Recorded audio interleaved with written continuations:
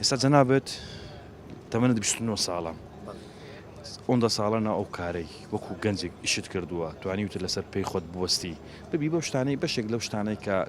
لە ژیاندا پێویستە بەڵام هەندێک گەنج هەن خوێندنیان تاو کردووە باشە دەیانێ تەنها لە بوارەکەی خۆیاندا کار بکەن هەمومان ئەو ئیشانەی کە لە ژیاندا بۆ نمونە دەیکەین یعنی نیوەمان ئیشەکان بەدڵی خۆمان نیە بەڵام ناچارین ژیانمان لێ دەکە بەڵام ئەوان نا چاوەڕێەوە دەکەن تەنها لە بوارەکەی خۆیان کار بکەن چی بۆ گەنجانە بە قورعان ڕاستە لە بواری خۆی کاری دەکات کاتێککە خوێندیتی هەوڵی دایا ماندوو بووە پارەی سەرف کردیە ئەو ڕەنجە بەفیڕۆ ڕۆیشتە ئیشاڵە ڕەنجەکەی بەفیڕۆ ناڕاتن دەبی چاوەڕێشکە ئێستا کە تەعینات نییە و کەچی مەعاش کەمە و ژیانەکە بڕە خۆش نییە و ئەسان دەبی تەعاملی هەبیتن لەسەر ئەو شتانە بەڕاستی ڕاستە دەبی تەعاملی هەبیتن ئەگە تەعامل نەبی چ دەکات نابی ئەتوو بە کێشە و بە هەرا و بە شەڕ و قەت نابی قەت نابیتن تحمل ینی بۆ نمونە مەبەست لەوەیە کە چاوەڕێ بکات دابمەزرێ دەبی چاوەڕێ بکات دامەزرێ نامەزرا ئێکەدا نەمەزتر بک باشخینە دەبی بیکاتن حتمما خۆ نابی لەمارە دابنیشی ئەوە داکا بابە خوشکە برایە خێزانە ئێوە نیە کە ئەمن ئێستا ئەمن بابم بەتەمەندا ڕۆیشتە وەنیە بابم برایەکەم ئیشی لۆ دەکاتن کەچی برایەکەشم ژنێ بینتم بڕاتن حتممە دەبی ئەمە یارمەتی بدەین ئێوەیان نا ئەیوە نیە ئەستا برای من کە ڕسق فرۆشە